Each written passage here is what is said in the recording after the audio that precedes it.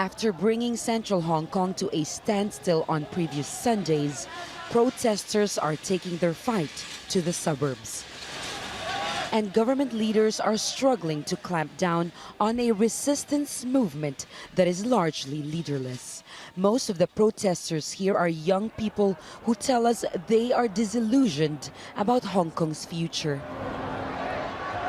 Protesters set up barricades in the center of Sha Tin, and riot police arrived from different directions, trying to close off access routes.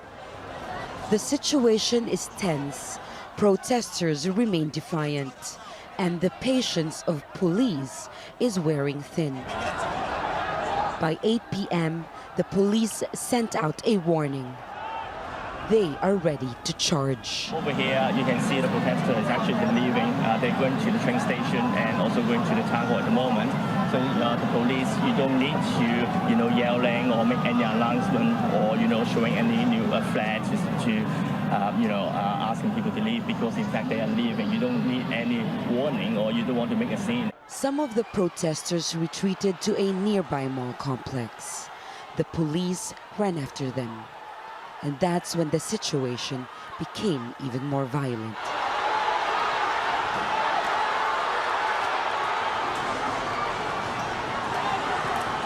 Like so many protests here, this march is meant to be a peaceful one. Most of Hong Kong people do not trust the Chinese government, and they do not have the legal transparency. For the past 5 weeks, these have become familiar scenes in Hong Kong. Tens of thousands of protesters showed up here today, surprising even the movement's organizers, and precedented for a suburban area like Sha Tin. The message is quite clear to Carrie Lam's government: enough is enough. The controversy over the proposed law to extradite suspects to stand trial in China sparked large-scale protests last month. Now, demands have broadened. Protesters want reassurances that their fundamental freedoms are protected. Britain returned Hong Kong to Chinese rule in 1997. The so-called one country, two systems handover agreement guaranteed the people of Hong Kong freedoms not widely available in mainland China. But people here tell us those freedoms are being eroded by creeping authoritarianism from Beijing.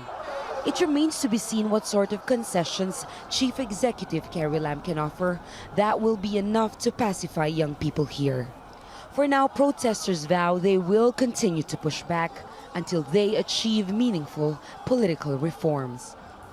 Jamela, Alindogan, Al Jazeera, Hong Kong.